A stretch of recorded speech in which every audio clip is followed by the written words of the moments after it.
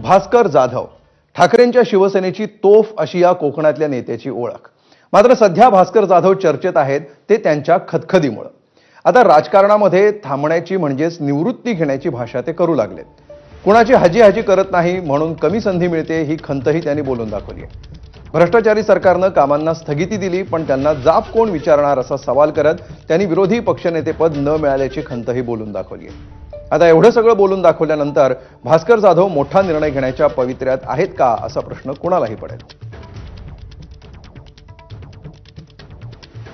मला काम करायला संधी कमी मिळते याचं कारण माझ्यामध्ये दोष आहे. मी जी हुजूर करत कोणाच्या पाठीमागून जास्त फिरत नाही.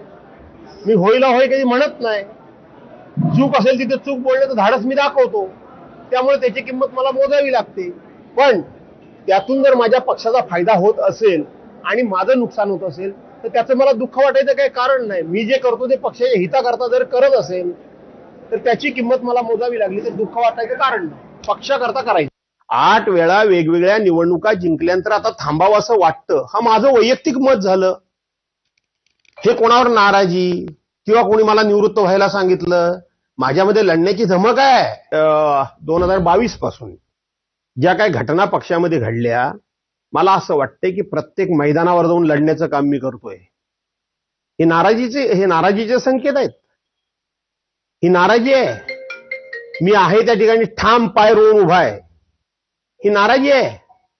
स्वतःबद्दल सातत्यानं सर्टिफिकेट देणं हे मला जमत नाही.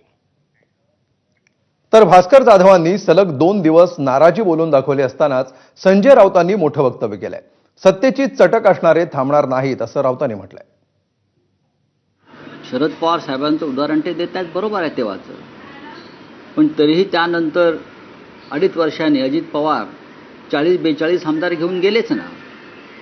ज्यांना शेण खायचंच आहे, ज्यांना तोंडात शेण भरायचंच आहे स्वतःच्या गद्दारीचं, ते थांबणार नाही. पैसा आणि सत्तेची चटक ज्यांना लागली आहे आणि ज्यांच्यावर दबाव आहेत ईडी, सीबीआय, पोलीस, तर त्यांना थांबवण्याचा किती प्रयत्न केला तरी ते थांबणार नाहीत.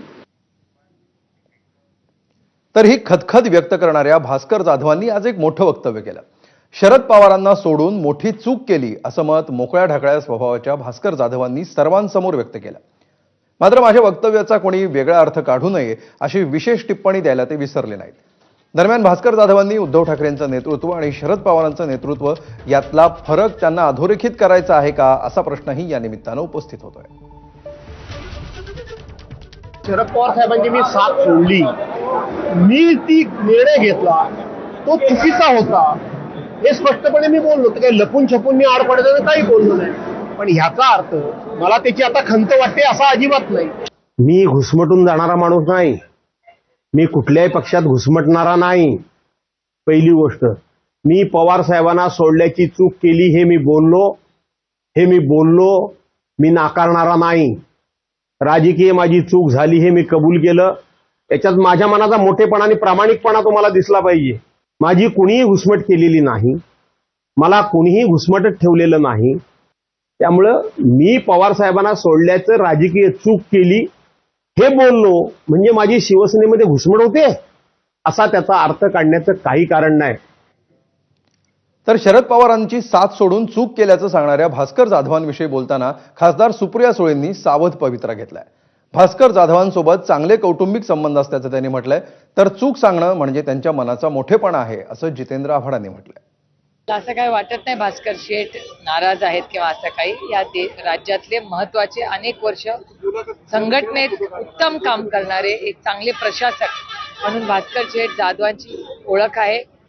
आणि मला काही माझ्या कानावर तरी ते नाराज वगैरे असं काही आलेलं नाही. ठीक आहे ना. असं आहे की एवढी कबुली देणं हा देखील मनाचा मोठेपणा आहे.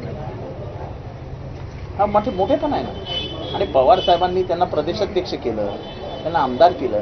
त्यामुळे आता झाला गत इतिहास आहे. पण त्या गत इतिहासामध्ये मी चुकलो हे सांगण्याचा मनाचा मोठेपणा भास्कर जाधवांमध्ये फार कमी लोकांमध्ये आजच्या राजकारणामध्ये.